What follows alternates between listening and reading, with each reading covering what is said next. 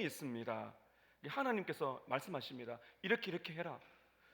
우리가 명령이라 그러면은 좀 마음에 부담이 되죠. 왜 이렇게 지켜야 되나? 지킬 수 있을까? 성경에 나오는 모든 명령은 은혜입니다. 그렇게 살아야 되고 살면 복이 있는 것이죠. 예를 들면 성경에 보면 낙심하지 마라, 두려워하지 마라, 항상 기도해라, 감사하라, 화내지 마라, 용납해라, 용서해라, 이런 등등의 명령이 나옵니다. 오늘 이 많은 명령들 중에서 제가 늘 마음에 품고 여러분과 함께 나누고 있는 그 귀중한 명령 중에서 하나를 나누고자 하는데요, 우리의 가정과 우리의 교회를 든든하게 지키기 위해서 우리에게 필요한 하나님의 말씀은 이것입니다. 기뻐하라. 한번 따라 하실까요? 기뻐하라. 하나님은 우리가 행복하길 원하십니다. 우리의 가정이 행복하길 원하십니다. 우리 교회가 행복하길 원하십니다. 왜냐하면 하나님 본인께서 행복한 분이시기 때문입니다.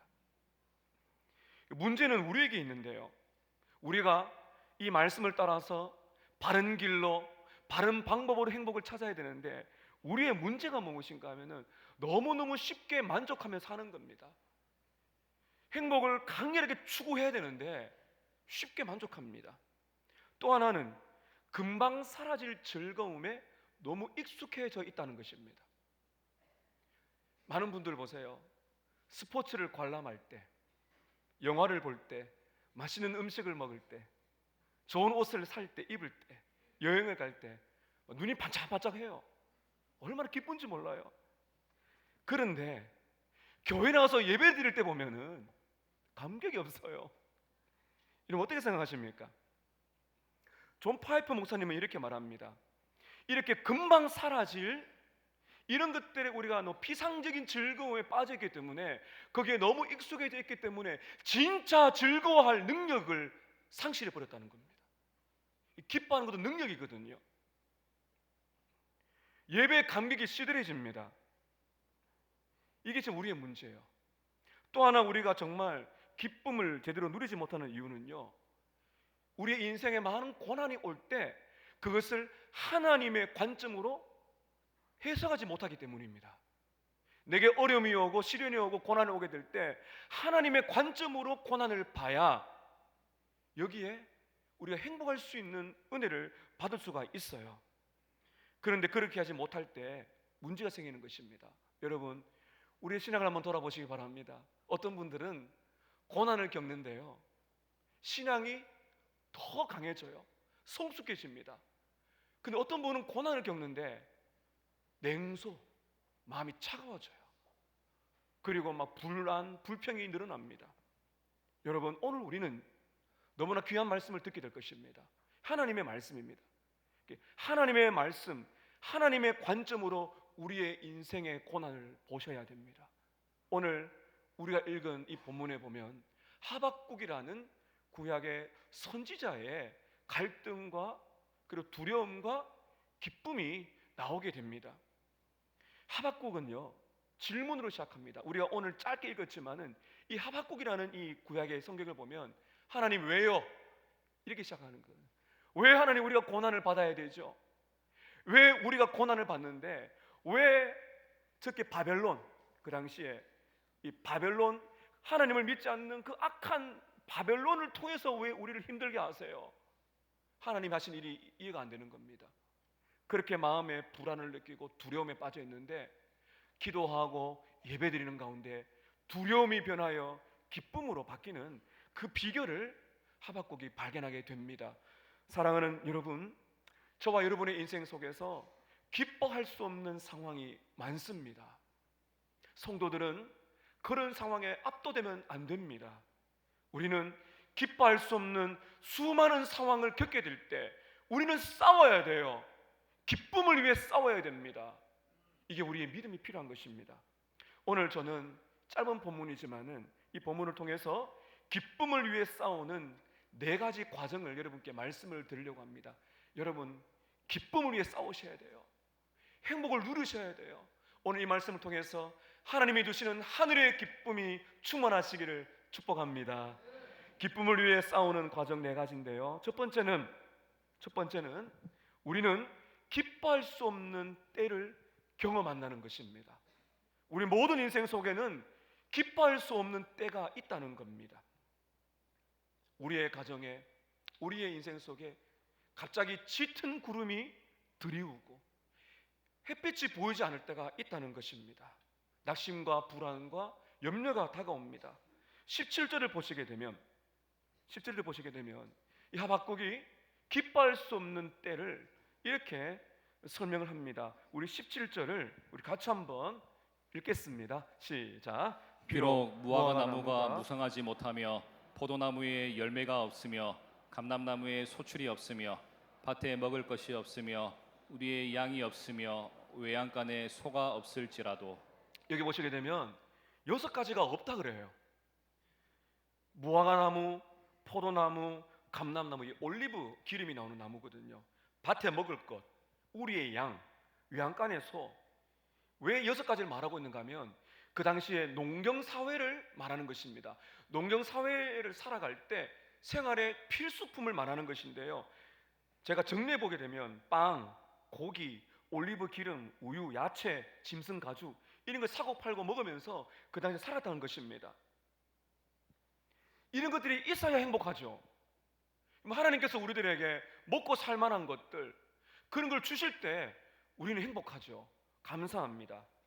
그럼 여러분, 문제가 무엇입니까? 없을 때 먹을 것이 없고 부족할 때. 그런데 오늘 여러분 17절에 보면 좀 부족할 때가 아니에요. 다시 말씀 보세요. 무화과 나무가 무성하지 못하고요, 포도나무에 열매가 없고요, 감람나무에 소출이 없고요, 밭에 먹을 것이 없고요, 우리의 양이 없고요, 외양간에 송아지가 없어요. 없다는 겁니다. 인생의 밑바닥이에요. 조금이 아니라 없어요. 완전한 경제적인 파탄을 말하고 있는 것입니다. 여러분, 우리의 인생 속에서 이건 내 인생의 극심한 고통이야. 내 인생에 짙은 구름이 드리웁니다. 외적인 고통을 우리가 겪습니다. 경제적인 문제뿐만 아닙니다. 여러분, 가정에 수많은 어려움이 있지 않습니까? 이 외적인 고통으로 끝나는 것이 아니에요. 우리 사람은 인격입니다.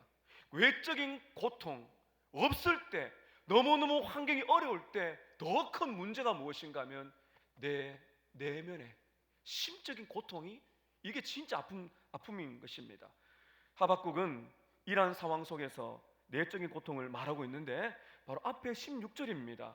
16절에 보시게 되면 하박국이 얼마나 지금 고통스러운가를 자기의 이 몸을 여러 가지 그 장기를 가지고 이렇게 설명하는데요. 우리 16절 우리 다시 한번 또 읽겠습니다. 시작. 내가 들었으므로 내 창자가 흔들렸고 그 목소리로 말미암아 내 입술이 떨렸도다. 무리가 우리를 치러 올라오는 환난 날을 내가 기다림으로 썩이는 것이 내 뼈에 들어왔으며 내 몸은 내 초소에서 떨리는도다. 내 창자가 뒤틀린다는 겁니다. 입술이 떨리고 있습니다. 썩는 것이 내 뼈에 들어왔다. 내 뼈가 막 썩는 것처럼 아프다는 겁니다.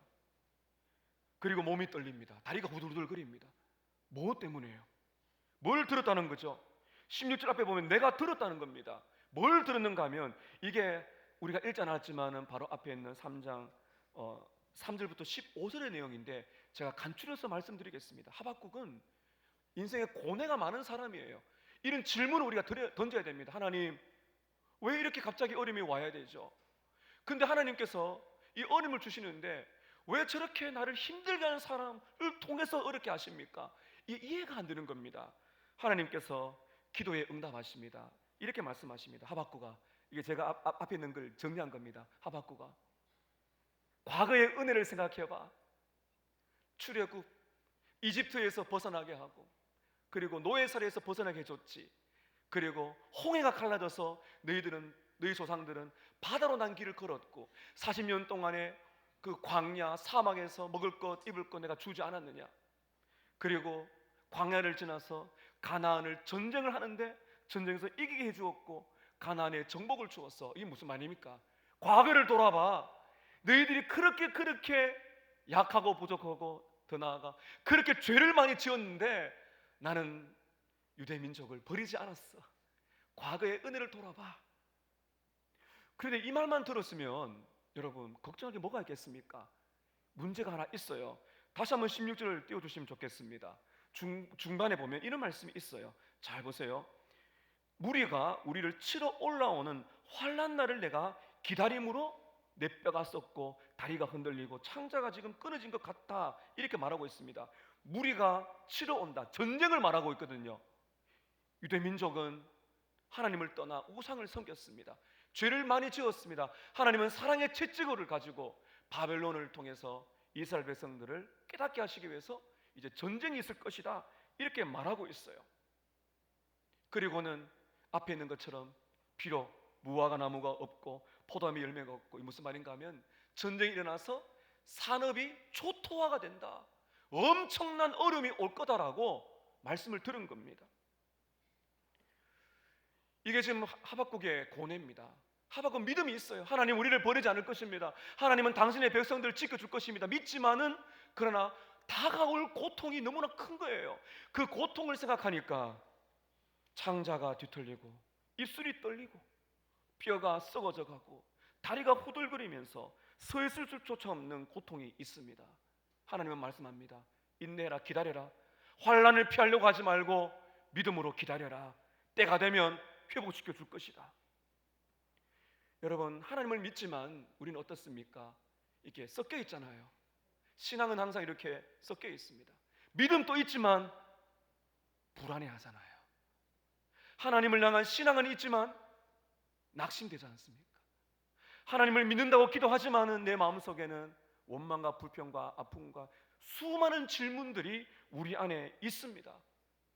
여러분, 신앙은요, 그것을 모른 척하며 지나간다든지 이를 꽉 깨물고 그냥 지나간 것이 아닙니다. 신앙은요, 하박국처럼 하나님께 말씀드리는 겁니다. 하나님, 두렵습니다.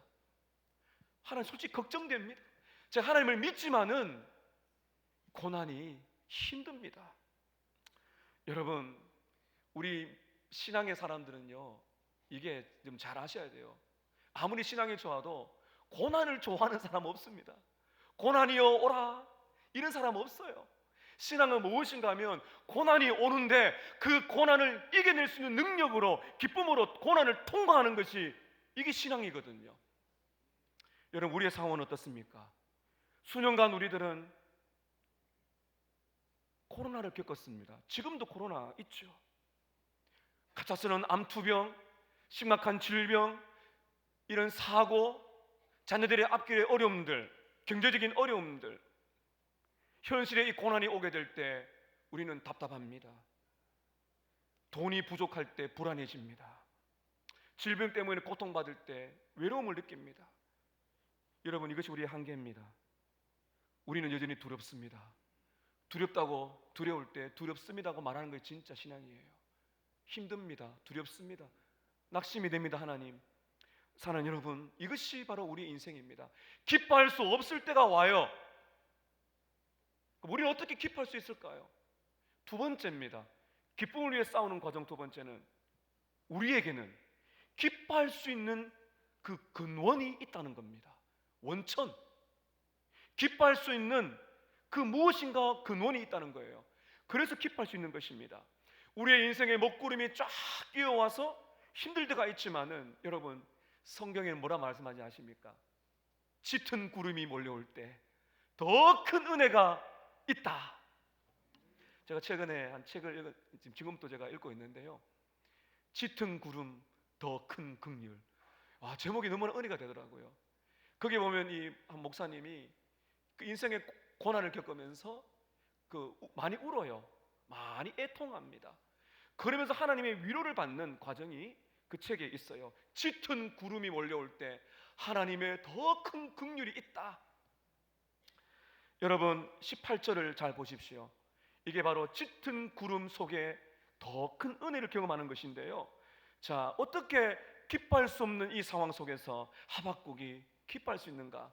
우리 말씀의 또 이해를 위해서 16절, 17절을 우리 같이 한번 읽도록 하겠습니다. 16, 17절입니다. 시작. 내가 들었으므로 내 창자가 흔들렸고 그 목소리로 말미암아 내 입술이 떨렸도다. 무리가 우리를 치러 올라오는 환난 날을 내가 기다림으로 썩이는 것이 내 뼈에 들어왔으며 내 몸은 내 처소에서 떨리는도다. 비록 무화과 나무가 무성하지 못하며 포도나무에 열매가 없으며 감람나무에 소출이 없으며 밭에 먹을 것이 없으며 우리의 양이 없으며 외양간에 소가 없을지라도. 자, 여러분 잘 보십시오. 16절 끝을 보세요. 내 몸이 떨리는도다. 부들부들 지금 두려워하고 있어요. 근데 17절에 보면 무엇인가 살짝 변합니다. 잘 보세요. 비록 17절 끝에 뭐라 그래요? 비록 없을지라도. 사실 우리는 이렇잖아요. 하나님 이런 게 없어요. 끝.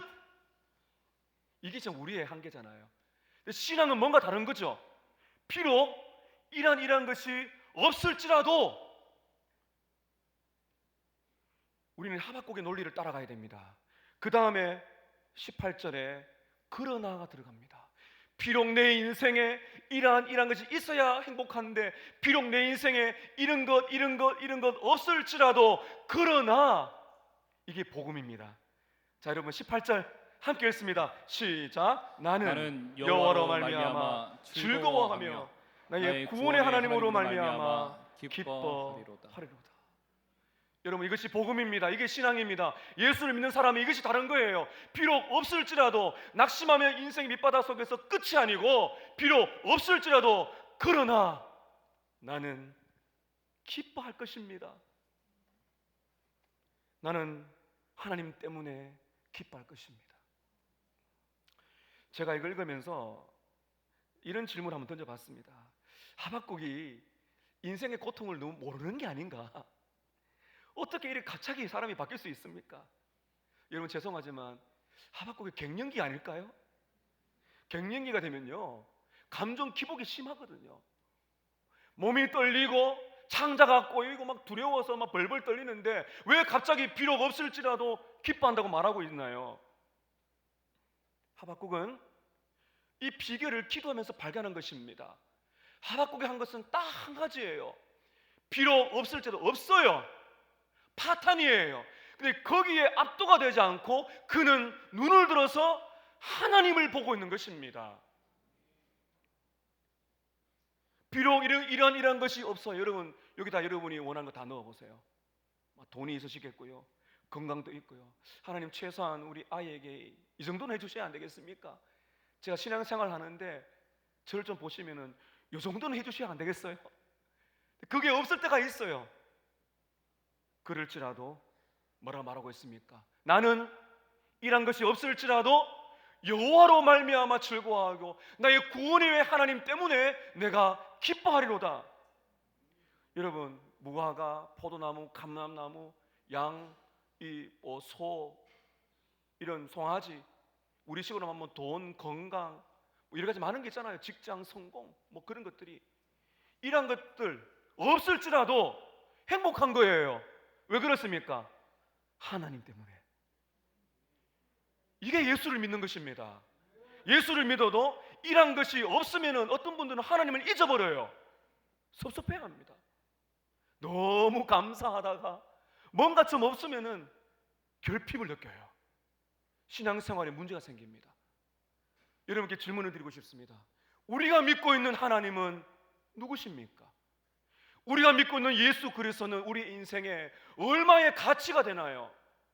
물질, 명예, 성공, 건강과 같은 수준에 놓고 사니까 이게 없으면은 하나님이 안 보이는 겁니다. 진짜 신앙은 이런 것이 없을지라도 그분이 보여야 되죠. 그분이. 하박국은 말합니다. 비록 없을지라도 한 분이면 족합니다. 주 예수 그리스도. 나의 하나님만 계시다면 저는 괜찮습니다. 사랑하는 여러분, 기뻐할 수 없는 상황이 오십니까? 절대로 가만히 계시면 안 됩니다. 절대로 가만히 계시면 안 돼요. 신앙인들은요 가만히 있으면 안 돼요. 가만히 있으면은 압도가 돼요. 두려움, 낙심, 근심, 그것이 막 우리를 압도합니다. 그래서 여러분 보세요. 지금 18절에 이게 신앙 고백이거든요. 나는 여호와로 말미암아 즐거워하며 나의 구원의 하나님으로 말미암아 기뻐하리로다. 여러분 외치셔야 됩니다. 성도는요 이걸 잘해야 됩니다. 제리 브리지스라는 미국의 학자는요 이렇게 말합니다. 설교를 들은 다음에 잊어버리지 말고 그 말씀을 나에게 스스로에게 선포하라. 한번 따라 하십시다. 내 영혼아 낙심하지 말라. 나는 하나님 때문에 즐거워할 것이다. 여러분 지금 누구에게 말씀하셨습니까? 옆 사람 보지 마세요. 누구에게요? 내 자신에게, 나에게. 내 영혼아 낙심하지 말고 비록 이런 것이 없을지라도 나는 하나님 때문에 나는 즐거워하고 기뻐할 것이다. 외치셔야 됩니다. 내 자신에게 선포하셔야 됩니다. 여러분 이것이 얼마나 능력이 있는지를 우리는 보게 될 거예요. 세 번째 기쁨을 위해 싸우는 과정은요, 세 번째는 우리는 기쁨의 근원이 되시는 하나님을 믿습니다. 믿음이 필요합니다. 하박국은 기쁨에 기뻐할 수 없을 때가 있었는데 기뻐할 수 있는 근원인 하나님을 발견했습니다. 나아가서 그 하나님을 믿습니다. 이게 기쁨이 충만한 비결입니다. 질문입니다. 하나님은 누구십니까? 하박국이 붙들었던, 정말 기뻐할 수 없을 때 하박국이 붙들었던 하나님은 도대체 어떤 분이십니까? 여러분 18절 다시 보시길 바랍니다. 나는 누구로 말미암아? 여호와로 말미암아 즐거워하며 나는 어떤 하나님이요? 구원의 하나님입니다. 여러분 우리는 지식이 필요해요. 바르게 알아야 돼요. 하나님이 누구신가를 알면은 믿음이 생기게 되고 그 믿음이 확실하게 되면은 우리는 기쁨으로 충만하게 될 줄로 믿습니다. 하박국은 어떤 하나님을 믿고 있나요? 여호와 하나님, 구원의 하나님. 같은 맥락으로 보시면 됩니다. 여호와 구원의 하나님 도대체 누구십니까? 성경을 보면 여호와 하나님, 여호와라는 이름이 나오는데 이 여호와는 하나님의 이름입니다.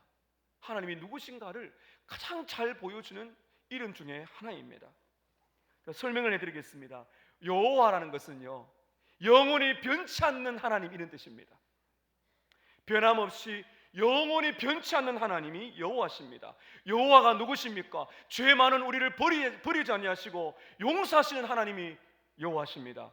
여호와는 누구십니까? 거짓말하지 않고 약속을 지키시는 분이 여호와십니다. 여호와는 누구십니까? 택한 백성들을 영원히 버리지 않는 분이 여호와이십니다. 여호와는 누구십니까? 항상 우리 편이시고 실수가 없고 실패함이 없는 완벽한 분이 바로 우리가 믿는 여호와 하나님인 것입니다. 여호와는 누구십니까? 독생자 예수 그리스도를 보내셔서 십자가에 달려 우리의 죄를 위해서 피 흘려 죽으시기까지 우리를 영원히 사랑하시는 분이 여호와십니다. 여호와가 누구십니까?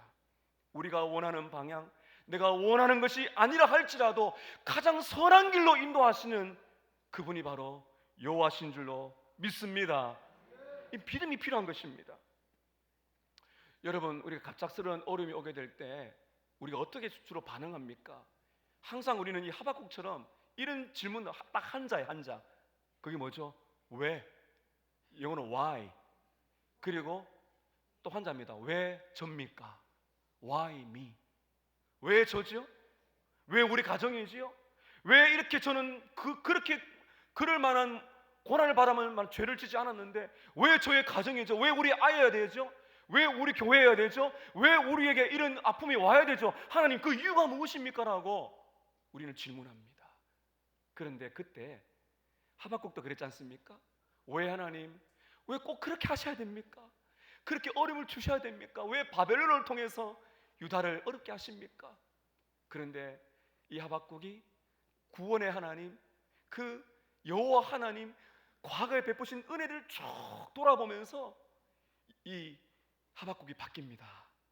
왜라는 단어가 바뀌어요. 하나님 왜 나를 부르셨어요? 왜 나에게 고난을 주셔서라는 왜가 아니고요. 이 왜가 바뀝니다. 하나님 왜 나를 사랑하십니까? 하나님 왜 나를 선택하셨습니까? 이렇게 바뀌는 겁니다. 여러분 왜 나에게 고난을 주셨습니까? 라는 질문이 들게 될 때 십자가 앞으로 나아가시기를 바랍니다. 그때 하나님 말씀하십니다. 왜 내가 너를 선택해야 되지? 왜 내가 너를 버리지 않아야 되지? 내가 너를 사랑하기 때문이야. 그때 여러분 우리는 바뀌는 거죠. 주님, 왜 나를 이렇게 사랑하시나요? 왜 나를 버리지 않습니까? 왜 나를 이토록 사랑하십니까? 왜 나를 대신하여 예수께서 십자가에 못 박혀 피 흘려 죽으셔야 했습니까? 인생이 바뀝니다. 믿음이 생깁니다. 그 하나님의 은혜와 사랑을 믿는 믿음이 생기게 될 때 고난을 이겨낼 수 있는 그런 기쁨이 오게 되는 것입니다. 주 안에 있는 나에게 딴 근심이 있으랴. 십자가 밑에 나아가 내 짐을 풀었네. 이게 우리의 고백이 되어야 되는 것입니다. 여러분, 내가 원하는 것 다 주어진다 할지라도, 내가 원하는 직장, 내가 원하는 것 다 주어질 때 항상 만족할 것 같지만 여러분, 그렇지 않습니다. 여러분, 솔직히 저와 여러분 한번 내 마음을 한번 보세요. 괴물 하나가 들어있죠. 만족하지 않아요. 왜 그렇게 불만스러운지 몰라요. 이게 우리의 이 타락한 본성이거든요. 그래서 우리는 먹을 것, 입을 것, 마실 것, 또 우리가 원하는 것들, 뭐 집이나 돈이나 일정한 것들이 딱 주어지게 되면 우리 행복을 느껴요.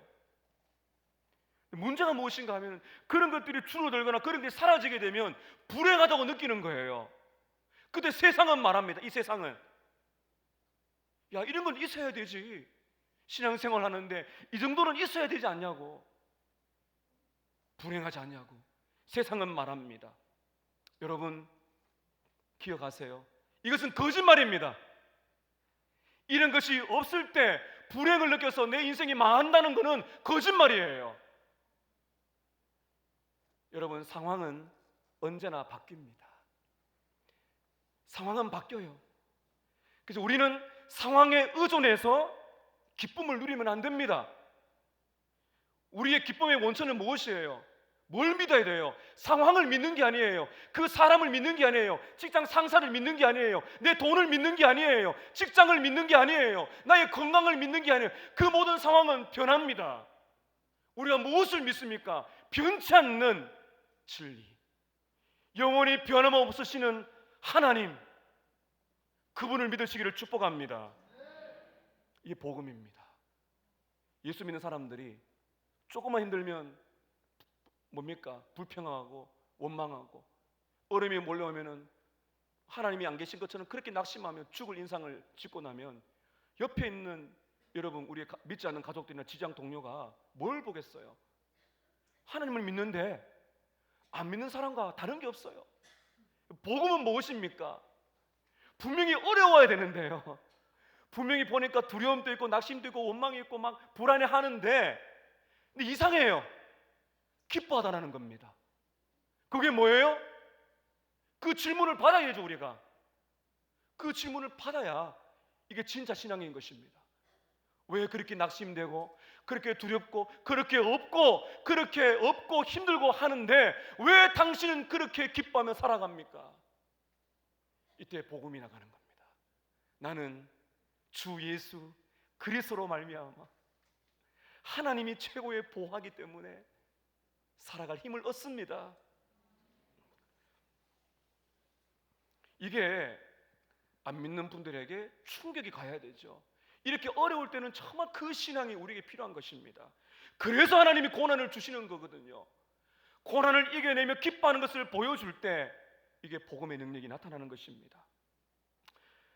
제가 최근에 여러 가지 많은 일들을 겪으면서 또 마음에 이게 스트레스도 받고 몸이 힘들고 할 때 아내와 함께 자주 부르는 찬양이 생겼는데요, 아주 오래된 찬양인데 최근에 보니까 이 젊은 우리 또 복음성가 가수들이 또 많이 부르는 찬양을 들으면서 많이 은혜를 받았는데요, 여러분도 한번 들어보시면 좋겠습니다. 최용덕 씨가 지은 하나님은 실수하지 않으신다네 라는 찬양인데, 이 찬양을 부르면서 얼마나 내 마음을 그대로 보여주는 가사가 참 은혜가 됩니다. 제가 한번 읽어드리겠습니다. 하나님은 실수하지 않으신다네 라는 찬양입니다. 내가 걷는 이 길이 혹 굽어 도는 수가 있어도, 내 심장이 울렁이고 가슴 아파도 내 마음 속으로 여전히 기뻐하는 까닭은 하나님은 실수하지 않으심일세. 내가 세운 계획이 혹 빗나갈지 모르며 나의 희망 덧없이 쓰러질 수 있지만, 나 여전히 인도하시는 주님을 신뢰하는 까닭은 주께서 내가 가야 할 길을 잘 아심일세. 어두운 밤 어둠이 깊어 날이 다시는 밝지 않을 것 같아 보여도 내 신앙 부여잡고 주님께 모든 것 맡기리니 하나님을 내가 믿음일세. 지금은 내가 볼 수 없는 것 너무 많아서 너무 멀리 가물가물 아른거려도 운명이여 오라 나 두려워 아니하리라. 만사를 주님께 내어 맡기리. 차츰차츰 안개는 걷히고 하나님 지으신 빛이 뚜렷이 보이리라. 가는 길이 온통 어둡게만 보여도 하나님은 실수하지 않으신다네. 하나님은 실수하지 않습니다. 하나님은 선하십니다. 고난 속에서 하나님이 하실 일이 많습니다. 실수하지 않는 하나님, 그 하나님을 믿음으로써 충만한 기쁨 누리시기를 축복합니다. 마지막 네 번째, 기쁨을 위해 싸우는 과정 네 번째는요, 한번 따라 하실까요? 하나님을 기뻐함으로 믿음으로 살아갈 능력을 얻습니다. 우리가 하나님을 믿게 될 때 우리는 하나님을 기뻐합니다. 이게 순환이에요. 우리가 하나님을 기뻐하는 마음이 커지게 되면 믿음으로 살 또 능력을 받습니다. 자, 여러분 19절 마지막에 하박국이 막 찬양이 터져 나오는데요, 한번 보시길 바랍니다. 우리 19절 함께 읽습니다. 시작. 주 여호와는 나의 힘이시라. 나의 발을 사슴과 같게 하사 나를 나의 높은 곳으로 다니게 하시리로다. 됐습니다. 자, 보세요. 주 여호와는 나의 힘이시라. 나의 발을 사슴과 같이 만들어 두시고 나를 나의 높은 곳으로 다니게 만들어 두신다. 하나님이 그렇게 인생을 바꾼다는 겁니다. 지금 하박국은요, 너무너무 기뻐가지고 지금 껑충껑충 뛰고 있어요. 제가 지금 강단에서 뛰고 싶은데 뛰면 아마 여러분이 괜히 불편하실 겁니다. 하박국 뭐라 그래요? 지금 너무 마음이 기뻐서, 비록 상황은 어려운데 너무 기뻐서 막 뛰고 싶은데 그걸 이렇게 지금 말하고 있어요. 잘 보세요. 주 여호와는 나의 힘이시라. 나의 발을 사슴과 같이 만들어 주셔서 나를 나의 높은 곳으로 뛰어다니게 만들어 주시는 도다. 여러분, 높은 절벽에 깎아지른 이런 골짜기 이런데 여러분 보면은 이 사슴이, 뿔다린 사슴이 뛰어다니는 거 한번 보셨죠? 지그재그로 뛰어갑니다.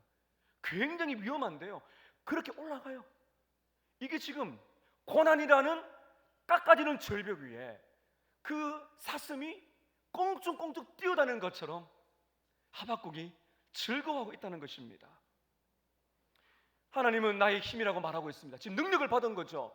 하나님을 기뻐할 때 믿음으로 이 땅을, 고난을 이겨낼 수 있는 힘을 받고 있는 것입니다. 여러분, 그렇습니다. 우리가 하나님을 기뻐하면 기뻐할수록 세상을, 험악한 세상을 살아낼 능력을 받게 되는 것입니다. 이게 하박국서의 주제예요. 하박국서 2장 4절에 보면 이 하박국의 주제가 나옵니다. 한번 따라 하십시다. 의인은 오직 믿음으로 말미암아 살리라. 이게 하박국 전체의 주제거든요. 의인은, 다시 하나님의 자녀들은 믿음으로 산다. 이게 지금 말하고 있는 것입니다. 하나님을 향한 믿음이 있으니까 어떻습니까? 고난 속에서도 펄쩍펄쩍 뛸 수 있는 힘, 그걸 주신다는 것입니다. 여러분, 이 말씀 한 번 더 보길 원해요. 지금 하박국 이렇게 말하고 있죠. 나의 발을 사슴과 같게 하사 나를 나의 높은 곳으로 다니게 하시리로다. 하박국이 지금 말하고 있는 높은 곳은 어디일까요? 그 정상은 어디일까요? 제가 한번 세 가지로 정리해 보았습니다. 하박국이 믿음으로 살아갈 때 다니는 그 정상이 어딘가? 첫 번째는 높은 산과 같이 견디기 어려운 환경을 말합니다. 나를 나의 높은 곳으로 뛰어다닌다는 거죠. 여러분, 깎아지는 절벽은 위험합니다. 그런데 고난의 절벽 위에 은혜가 있으니까 기쁨으로 이겨내더라는 것입니다. 또 하나, 하박국이 말하고 있는 높은 곳이란 것은 인생의 가장 어려움에 있는 현실이지만 가장 어려우면 어려울수록 거기에는 정상입니다. 어떤 정상입니까? 하나님과 가장 가까워지는 정상인 것입니다. 여러분, 그래서 고난 속에서 하나님이 원하시는 그거죠. 고난 속에서 어느 때보다도 하나님을 가장 만날 수 있는 그것이 높은 곳. 고난이 깊으면 깊을수록 우리 성도들 믿음으로 반응하게 될 때 그 산 정상에서 가장 고통스러운 장소에서 하나님을 더 깊게 만나더라. 또 하나 하박국이 다니는 높은 곳은요, 바로 영적인 고지대, 또 다른 신앙의 차원을 말하는 겁니다. 여러분, 우리가 신앙이 약할 때는요, 바로 앞에밖에 안 보여요. 근데 신앙이 고난을 통해 성숙해지게 되면요, 산 정상에 올라갑니다. 그 산 정상에 올라가게 되면요, 밑에서는 안 보이는 게 보여요. 여러분, 등산하시는 분들이 왜 산 정상까지 가시는지 아세요? 산 정상에 가면 그 산세가 보이고요, 구름이 보이고 그 멀리 보이는 겁니다. 지금 하박국이 하나님께서 고난 속에서 나를 높은 곳에 다니게 한다면 그 높은 곳이라는 것은 바로 그것이거든요. 인생을 널리 볼 수 있는 세계관, 하나님의 시야, 앞에 있는 것뿐만 아니라 내 인생에 인도하시는 하나님의 그 넓은 시야, 영적인 고지대, 신앙의 또 다른 차원에 하나님께서 만들어 주신다는 것입니다. 사랑하는 여러분, 여러분께서 고난을 지나 정말 이런 고난이 없다고 말하는 고난의 정상에서, 거기에서 하나님을 만나심으로 영적인 고지대, 세상을 바라보며 하나님의 마음으로 그 인생을 바라보는 새로운 시각이 열리시기를 주님의 이름으로 축복합니다. 1887년도에 미국 필라델피아에서 일어난 일입니다. 앨리스 히윗이라는 여선생님이 계셨습니다. 이분은 믿는 신자입니다.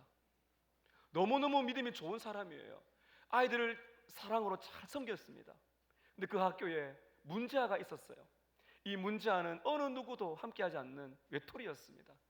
근데 히윗 이 선생님은 예수님의 사랑으로 이 아이를 잘 돌봤어요.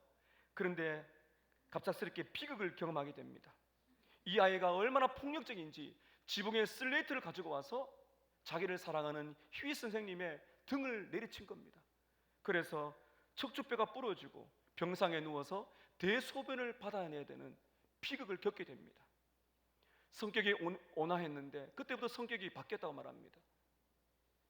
신경질적으로 변하고 원망과 불평이 쌓이는 그때 하루는 청소부가 들어와서 청소를 하는데 이 청소부와의 대화에서 인생이 바뀌게 됩니다. 청소부가 청소를 하는데 흥얼흥얼 노래를 부르는 거예요. 근데 이해가 안 되는 거예요. 자기는 지금 너무 불행한데 그 청소를 불을 보니까 이 비웃는 투로 이렇게 말한 거예요. 신앙이 떨어지게 되면 이런 태도가 나옵니다. 비웃는 투로. 아니, 당신은 청소부인데 청소부 주제에 뭐가 그렇게 행복해서 노래를 부릅니까? 라고 물었대요. 근데 이 청소부의 말이 이게 복음이에요. 이 청소하는 여인이 히윗에게 이렇게 말을 했다고 합니다.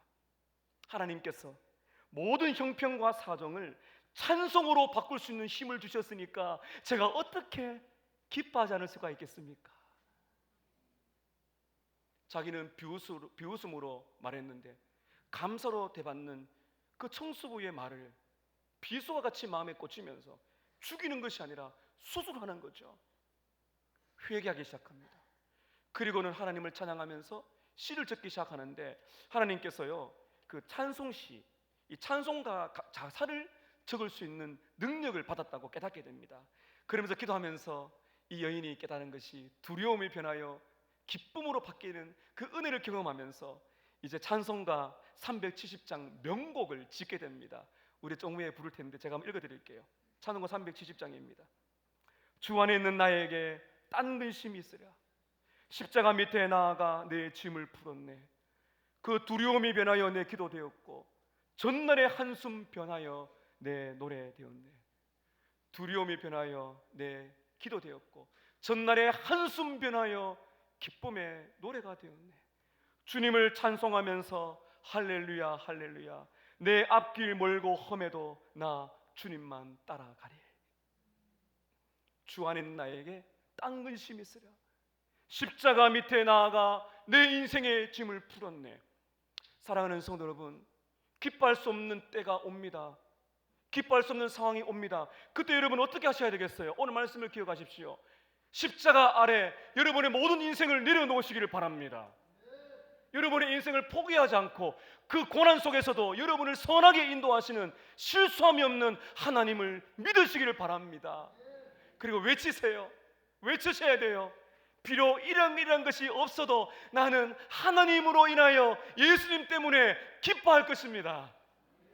그리고 기도하세요.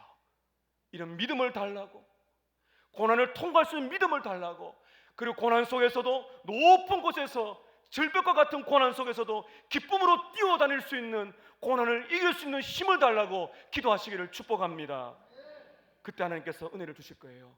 인생의 고지대에 올라가서 세상을 사는 지혜를 주실 거예요. 그리고 여러분, 두려움과 낙심과 원망과 불안이 변하여 기쁨이 될 줄로 믿습니다.